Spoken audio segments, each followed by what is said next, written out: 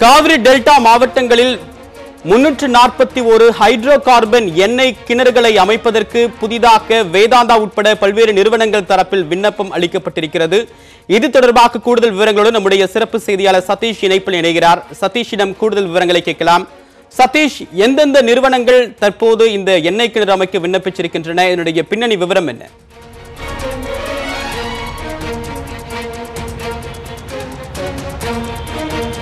Devapriyan, Kaveri delta மாவட்டங்களான Cuddalore, Villupuram, Thiruvarur மற்றும் நாகப்பட்டினம் மற்றும் புதுவையில் உள்ள காரைக்கால், புதுச்சேரி உள்ளிட்ட இடங்களில் வேதாந்தா மற்றும் ஏற்கனவே தமிழகத்தில் செயல்படுத்தி கொண்டிருக்கும் ONGC நிறுவனங்கள் தற்போது புதிதாக எண்ணெய் கிணறுகள் அமைப்பதற்கான சுற்றுச்சூழல் அனுமதி கோரி மத்திய சுற்றுச்சூழல் துறையிடம் விண்ணப்பித்துள்ளன. இந்த வேதாந்தா நிறுவனம் தமிழகத்தில் இதுவரை காப்பர் உருக்காலை மட்டுமே வைத்திருந்தது. இந்தியாவில் ராஜஸ்தான் உள்ளிட்ட இடங்களில் ஏற்கனவே அவர்கள் எண்ணெய் கிணறுகள் அமைத்துள்ளனர், சுரங்கங்கள் நடத்தி வருகின்றனர். ஆனால் தமிழகத்தில் முதல் முறையாக எண்ணெய் மற்றும் எரிவாயு கிணறுகள் அமைக்கும் பணியில் தற்போது வேதாந்தா நிறுவனம் முதல் முறையாக இந்த ஆண்டு விண்ணப்பித்து இந்த தொழிலும் இறங்கியுள்ளது.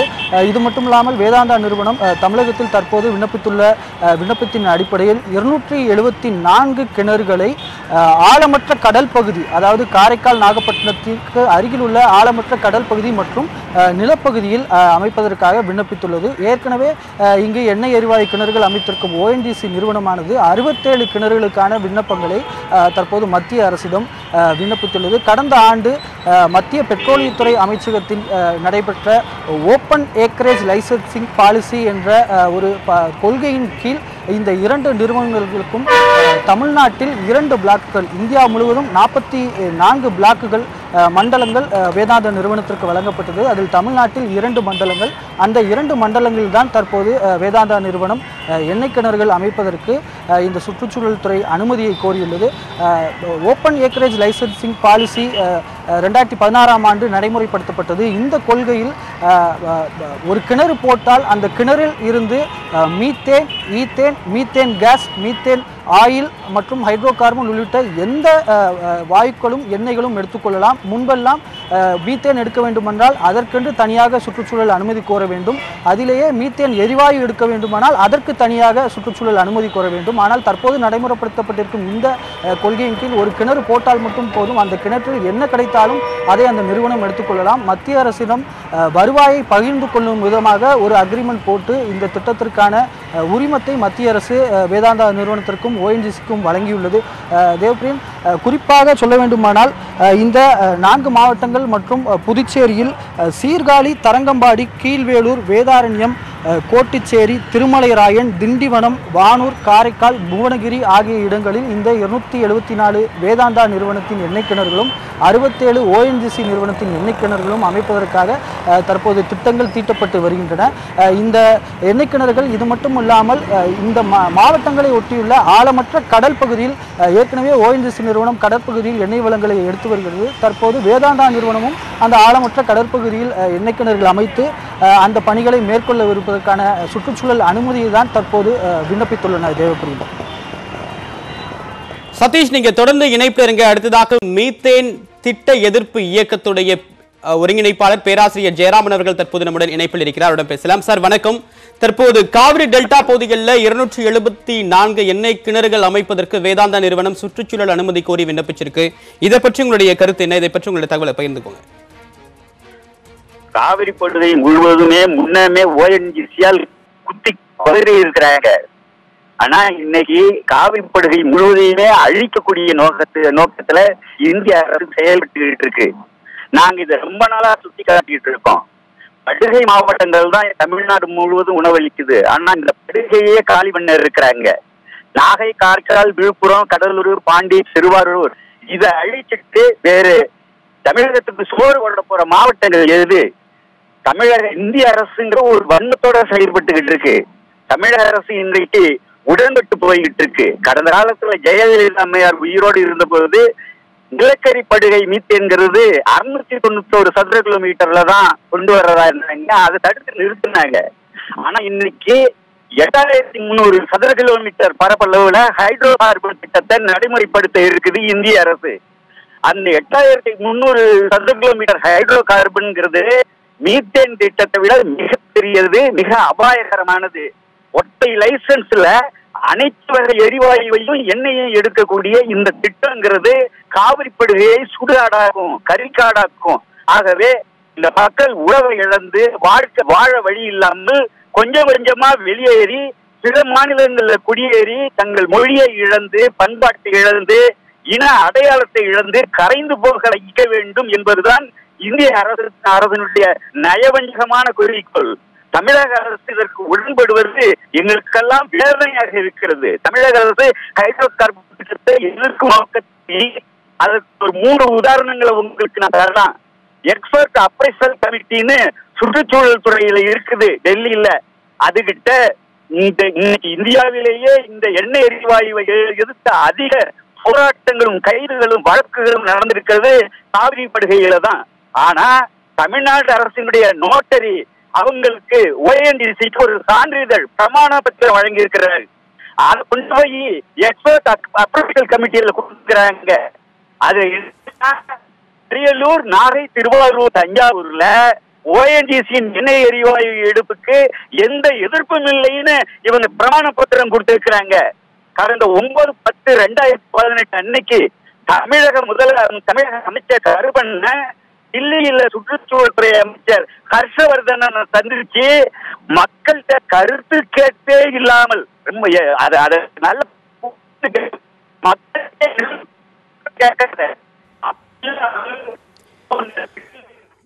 உங்களுடைய கருத்துக்களுக்கு மிக்க நன்றி. அடுத்ததாக நம்முடைய இணைப்பில் பூவுலகின் சுந்தரராஜன் அவர்கள் இணைப்பில் இருக்கிறார், அவரிடம் பேசலாம். சார் வணக்கம்.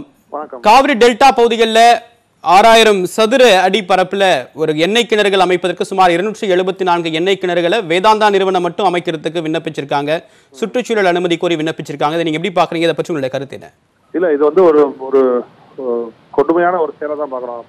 ஏற்கனவே தமிழகத்தில் உள்ள அனைத்து கட்சிகளும் கிட்டத்தட்ட எல்லா கட்சிகளும் காவேரி டெல்டா மாவட்டங்களை பாதுகாக்கப்பட்ட வேளாண் மண்டலமாக அறிவிக்க வேண்டும் என்று தன்னுடைய தேர்தல் அறிக்கையில் தெரிவித்த பிறகும், ஏற்றுக்கொண்ட பிறகும் வேதாந்தா நிறுவனம் இப்படி அப்ளை பண்ணிக்கு ஒரு அதிர்ச்சியா தான் இருக்குது. இதுக்கு முன்னோட்டமாக தமிழக சுற்றுச்சூழல் துறை அமைச்சர் சில மாதங்களுக்கு முன்னால் மத்திய சுற்றுச்சூழல் அமைச்சருக்கு ஒரு கடிதம் இருக்காரு. அது என்ன இருக்காருன்னா, இந்த மாதிரி எண்ணெய் துறப்பணிகள், ஹைட்ரோ கார்பன் போன்ற திட்டங்களுக்கு மக்கள் கருத்து கேட்காமலேயே அனுமதி வழங்கக்கூடிய வகையில் சட்டத்தை மாற்றி அமைக்க வேண்டும் ஒரு கோரிக்கை வச்சிருக்காங்க. இதெல்லாம் சேர்த்து அவங்க பார்க்க வேண்டியதா இருக்கு. தமிழகத்தில் தேர்தல் நடைபெற்றுக் கொண்டிருக்கிற நேரத்தில் இதை போன்ற விஷயங்கள் செய்வது ஒரு பச்சை துரோகம். அதுவும் குறிப்பாக தமிழகம் கடந்த 4 ஆண்டுகளில் 4 மிகப்பெரிய புயல்களை சந்தித்து, குறிப்பாக கடந்த சில மாதங்களுக்கு முன்னால் டெல்டா மாவட்டங்களை பேரழிவுக்கு ஏற்படுத்திய கஜா புயல் தாக்கத்துக்கு பிறகு உலகம் முழுவதும் ஹைட்ரோ கார்பனுக்கு எதிரான போக்கு நிலைமைக்குள்ள நிலையில் நம்முடைய இந்திய பிரதமர் அவர்கள் தனக்கு சுற்றுச்சூழல் விருது வாங்கிய விழாவில் தெளிவாக பேசியிருக்கிறார். இனிமேல் இந்தியாவில் நிலப்பரப்புக்கு மேலே உள்ள ஆற்றலை நோக்கிதான் இந்தியா பயணப்பட வேண்டும். நிலப்பரப்புக்கு கீழே உள்ள ஆற்றல், ஹைட்ரோ கார்பன், மீத்தேன் போன்ற திட்டங்களை அறவே கைவிட வேண்டும் என்று பிரதமர் பேசிய பிறகு இப்படிப்பட்ட செயல்களில் ஈடுபடுவது நிச்சயமாக மக்கள் விரோதிகளாக தான் பார்க்கிறோம். இது சுற்றுச்சூழல் அனுமதி வழங்கக்கூடாது, அதுக்கான ஆய்வுகளையும் மேற்கொள்ளக்கூடாது என்று பூவுலகின் நண்பர் சார்பில் நாங்கள் கேட்டுக்கொள்கிறோம். சுந்தரராஜன், வேதாந்தா நிறுவனம் தரப்பிலிருந்து தமிழகத்தில் இதுதான் முதல் முறை அப்படின்னாலும் ஏற்கனவே இந்தியாவில் ராஜஸ்தான் போன்ற மாநிலங்களில் அவங்க எண்ணெய் கிணறுகள் அமைச்சிருக்காங்க. அங்கே எண்ணெய் எடுக்கக்கூடிய பணிகள் நடந்துட்டு இருக்கு, எக்ஸ்டென்ஷனும் வாங்கியிருக்காங்க.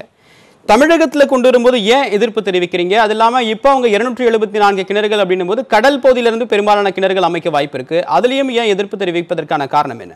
இல்ல, 2 விஷயம் இருக்கு. முதல்ல வேதாந்தா நிறுவனத்திற்கு எதிரான மனநிலைமை தமிழகம் முழுவதும் இருக்கிறது. 13 பேர் தமிழர்களை சுட்டுக் கொன்ற பிறகு அந்த நிறுவனத்திற்கு எதிரான ஒரு மனநிலைமை தமிழகம் முழுவதும் இருக்குது. அப்படிப்பட்ட ஒரு நிலையில் வேதாந்தா நிறுவனம் இப்படிப்பட்ட ஒரு அனுமதியை கோரி இருப்பதே ஒரு மக்களுக்கு விரோதாசியாக பார்க்கணும். நீங்க குஜராத் எடுக்கிறாங்க, ராஜஸ்தான் எடுக்கிறாங்க அப்படின்னா அதெல்லாம் பெரிய அளவில் விவசாயம் நடைபெறாத பகுதிகள். இங்க காவேரி டெல்டா தமிழ்நாட்டின் உணவு உற்பத்தியில் கிட்டத்தட்ட 40% காவேரி தான் தருது. அப்படி இருக்கிற இடத்துல அதுவும் இல்லாம இந்த காவிரி டெல்டாவில் மேற்கொள்ளப்படும் எண்ணெய் துறப்பணிகள் பல்வேறு சிக்கல்கள்னால நாகப்பட்டினம் மாவட்டம் கடல் மட்டத்திற்கு கீழே சென்று கொண்டிருப்பதாக பல்வேறு ஆய்வுகள் நமக்கு தெரிவிக்கின்றன. பிச்சாவரம் முதல் நாகப்பட்டினம் வரை உள்ள கடற்கரை பகுதியில் நாம் கடந்த 20 ஆண்டுகளில் 4800 ஏக்கர் நிலத்தை கடலுக்கு இழந்து விட்டோம். கடலுக்குள்ள போயிருச்சு, நம்ம காலு கீழே போயிருச்சு. ஸோ இப்படி இருக்க உலகம் முழுக்க வந்து climate change, global warming fight பண்ணிருக்க நேரத்தில் இந்த காலநிலை மாற்றத்தை அதிகப்படுத்தக்கூடிய ஹைட்ரோ கார்பன் திட்டங்களுக்கு அரசு அனுமதி அளிச்சதுன்னா நிச்சயமாக மக்கள் இருக்கத்தான் செய்வாங்க. அதுவும் காவேரி டெல்டா பகுதியில் வேதாந்தா நிறுவனம் அப்ளிகேஷன் போட்டிருக்கதே வந்து ரொம்ப ஒரு தவறான ஒரு விஷயம். அவர்களுக்கு தெரியும் தமிழகத்தில் தங்கள் நிறுவனத்துக்கு எதிரான ஒரு மனநிலை இருப்பது அவர்களுக்கு தெரியும். தெரிந்தும் இதை செய்கிறார்கள் என்றால் நாம எப்படியும் வந்து மக்களை வந்து கையாண்டுக்கலாம், அரசுகளை கையாண்டுக்கலாம், அரசுகள் நம்ம இஷ்டப்படி செய்வாங்கிற ஒரு ஒரு ஒரு ஒரு திமிருத்தனமான ஒரு விஷயமா தான் வந்து நாங்க வந்து பாக்குறோம். திரு சுந்தரராஜன், இது வந்து மத்திய அரசுல ஒரு கொள்கை முடிவெடுக்கிறாங்க. மாநில அரசு கிட்ட அந்த ஏற்கனவே அந்த டெண்டர் விடப்பட்டு அதற்கான யார் அதிகமா பிட் கேட்கிறாங்களோ, ஒப்பந்தம் கேட்கிறாங்களோ, அதன் அடிப்படையில் இந்த எண்ணெய் கிணறுகள் டிஎஸ்எஃப் அப்படின்னு சொல்லக்கூடிய டெவலப்மெண்ட் ஸ்மால் ஃபீல்ட் அப்படின்றத ஒதுக்குறாங்க. இதுல வேதாந்தா நிறுவனமும் அதிகபட்ச தொகை கொடுத்து இந்த இடத்தை எடுத்திருக்காங்க. அவங்களுக்கான வாய்ப்பை மத்திய அரசு கொடுக்குது. இதுல மாநில அரசுடைய பங்களிப்பு என்ன இருக்கு? தமிழகத்தில் இருக்கக்கூடிய பெரும்பாலான கட்சிகள் காவிரி டெல்டா பகுதியை பாதுகாக்கப்பட்ட வேளாண் மண்டலமா அறிவிக்கணும் அப்படின்னு கோரிக்கை எடுக்கக்கூடிய நிலையில இதுல மாநில அரசுடைய பங்கு என்ன? மாநில அரசு என்ன சொல்றாங்கன்னா பெரும்பாலான திட்டங்களுக்கு மத்திய அரசு கொண்டு வரக்கூடிய திட்டம் அப்படின்ற அளவுக்கு பேசுறாங்க. இதை எப்படி நம்ம புரிஞ்சுக்கிறது? இல்ல, அதாவது எந்த திட்டமாக இருந்தாலும் சரி, அது எப்பேற்பட்ட திட்டமாக இருந்தாலும் சரி, எவ்வளவு தேசிய முக்கியத்துவம் வாய்ந்த திட்டமாக இருந்தாலும் சரி, மாநில அரசின் சுற்றுச்சூழல் துறை, அதாவது மாசு கட்டுப்பாட்டு வாரியம் சரி, டிபார்ட்மெண்ட் ஆஃப் என்வரான்மெண்ட் சரி, அந்த கன்சர்ன்ட்டு அந்த கிளியரன்ஸையும் கொடுத்து ஆகணும். இதான் சட்டம் சொல்லுது. நீங்க கன்சர்ன் டு எஸ்டாப்ளிஷும் சரி, கன்சர்ன் டு ஆப்ரேட், அதாவது ஒரு திட்டத்தை நிறுவிக்கொள்ளலாம், அந்த திட்டத்தை நடைமுறைப்படுத்தலாம். இந்த ரெண்டு கிளியரன்ஸ் வந்து மாநில அரசு தரணும். அப்படிப்பட்ட ஒரு நிலையில மாநில அரசுக்குள்ள உரிமைகளை, சட்டப்பூர்வமான கடமைகளை மாநில அரசு செய்ய தவிர மாநில அரசு நாங்கள் வந்து குறை தான் செய்வோம். இதெல்லாம் சென்ட்ரல் கவர்மெண்ட் ப்ராஜெக்ட், எங்களுக்கு சம்மந்தம் இல்லைன்னா மாநில அரசு சொல்ல முடியாது. அந்த சென்ட்ரல் கவர்மெண்ட் ப்ராஜெக்டா இருந்தாலும் சரி, அதுக்கு வந்து கிளியரன்ஸ் கொடுக்கறது, நிலத்தை கையகப்படுத்த போவது எல்லாமே மாநில அரசு தான். எவ்வளவு பெரிய மத்திய அரசு திட்டம் தான் சரி, அந்த லேண்ட் அக்விசிஷன் சரி, அந்த பொல்யூஷன் கண்ட்ரோல் கிளியரன்ஸும் சரி, அது ஸ்டேட் கவர்மெண்ட் தான் தரணும். அப்ப ஸ்டேட் கவர்மெண்ட்டுக்கு இது முழு பங்கு இருக்கு, முழு பொறுப்பு இருக்குது. உங்களுடைய விரிவான கருத்துக்களுக்கு மிக்க நன்றி திரு சுந்தரராஜன். அடுத்ததாக மூத்த பத்திரிகையாளர் திரு ஐயநாதன் அவர்கள் இணைப்பில் இருக்கிறார். உடன் பேசலாம். சார் வணக்கம். காவிரி டெல்டா பகுதியில் சுமார் 6000 சதுர கிலோமீட்டர் பரப்பில் 274 எண்ணெய் கிணறுகள் அமைப்பதற்கு வேதாந்தா நிறுவனம் உட்பட ONGC நிறுவனம் போன்ற பல நிறுவனங்கள் விண்ணப்பம் கொடுத்திருக்காங்க சுற்றுச்சூழல் அமைச்சகத்துக்கிட்ட இருந்து. இதை நீங்க எப்படி பாக்குறீங்க? இதை பற்றி உங்களுடைய கருத்து என்ன? மிக அபாயகரமான ஒரு திட்டத்திற்கு ஒட்டுமொத்த காவிரி படுகையில் உள்ள விவசாயத்தை அழிப்பதற்கான ஒரு தொழில்நுட்பத்தை அடிப்படையாக கொண்ட இந்த ஹைட்ரோ கார்பன் திட்டங்களுக்கு தமிழ்நாட்டினுடைய எதிர்ப்பையும் மீறி தொடர்ந்து இந்திய ஒன்றிய அரசினுடைய டைரக்டரேட் ஆஃப் ஹைட்ரோ கார்பன் அனுமதி DGH அனுமதி கொடுத்துக் கொண்டிருக்கிறது. இதில் எனக்கு முன்னால் பேசிய திரு சுந்தரராஜன் கூறியதை போல இங்குள்ள எல்லா கட்சிகளும் எல்லா மக்களும் எதிர்த்துக் கொண்டிருக்கின்றோம். இதுவரை நிலத்தில் மட்டுமே எடுத்துக்கொண்டிருந்தவர்கள் இப்பொழுது கடற்பகுதியிலும் வேதாந்தா நிறுவனத்தினுடைய துணை அமைப்பான கெய்ன்ஸ் இந்தியா அவர்களை வைத்து எடுப்பதற்கு அவர்கள் அனுமதி கொடுத்திருக்கிறார்கள். அதற்கான சுற்றுச்சூழல் அனுமதியை கோரி அந்த நிறுவனம் கடிதம் எழுதியிருக்கிறது. கடற்பகுதியில் மட்டும் மரக்காணத்தில் இருந்து நாகை மாவட்டம் புஷ்பவனம் வரை அந்த நீள பகுதியில் குறைந்த ஆழமுடைய கடற்பகுதி 200 முதல் 500 மீட்டர் உள்ள கடற்பகுதியில் இந்த 4000 சதுர கிலோமீட்டர் பரப்பில் வேதாந்தாவிற்கு ஹைட்ரோ கார்பன் எடுப்பதற்கு அனுமதி வழங்கப்பட்டிருக்கிறது. அந்த ஏலத்தை அது எடுத்திருக்கிறது.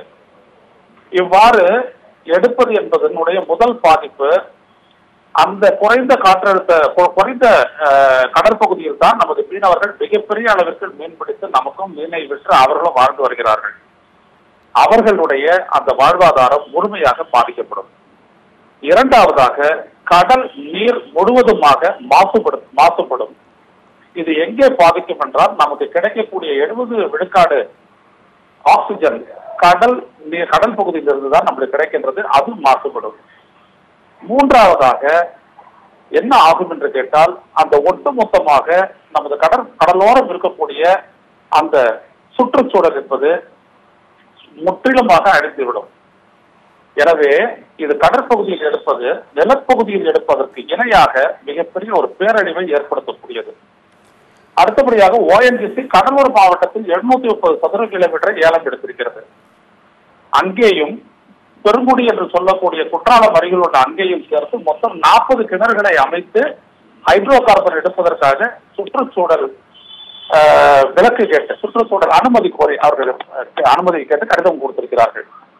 இங்கே கவனிக்கக்கூடிய ஒரு விடயம் என்னவென்றால், காவிரி படுகையில் இவர்கள் தொடர்ந்து இவ்வாறு ஆங்காங்கு கிணறுகளை அமைத்து ஹைட்ரோ கார்பன், இயற்கை எரிவாயு போன்றவற்றை எடுப்பதனால் அப்பகுதி வெப்பமடைந்து மழை பொழிதல் என்பதையே இன்றைக்கு மிகப்பெரிய அளவிற்கு குறைந்து அதிலேயே விவசாயம் பாதிக்கப்பட்டிருக்கிறது. இந்த தமிழ்நாட்டிற்கு பேர்பாதி அளவிற்கு உணவு அளித்து அந்த உணவு பாதுகாப்பை உறுதி செய்வதுதான் காவிரி டெல்டா. ஆனால் டைரக்டரேட் ஆஃப் ஹைட்ரோ கார்பனை பொறுத்தவரை காவிரி டெல்டா என்பது மரக்காணத்தில் இருந்து ஆரம்பித்து கன்னியாகுமரி வரை காவிரி டெல்டா தான். 1,25,000 சதுர கிலோமீட்டர்களை அவர்கள் அதற்காக இனம் கண்டிருக்கின்றார்கள். எனவே நாம் தொடர்ந்து எதிர்த்து கொண்டே இருக்கின்றோம், அவர்கள் செய்து கொண்டே இருக்கின்றார்கள். இதில் கவனிக்கத்தக்க ஒரு விடயம் என்னவென்றால், இன்றைக்கு வாகனங்களில் இருந்து மின்சார தயாரிப்பு வரை மிகப்பெரிய அளவிற்கு மரபுசாரா எரிசக்தியை நோக்கி இந்த உலகம் முன்னேறி கொண்டிருக்கிறது. அதிகபட்சம் இன்னும் 6 ஆண்டுகளுக்கு மட்டுமே இந்த ஹைட்ரோ கார்பனில் இருந்து எடுக்கப்படக்கூடிய கச்சாவிலிருந்து இருக்கக்கூடிய பெட்ரோல் டீசலை வைத்து வாகனங்களை இயக்கக்கூடிய நிலை இந்தியாவில் இருக்கும்.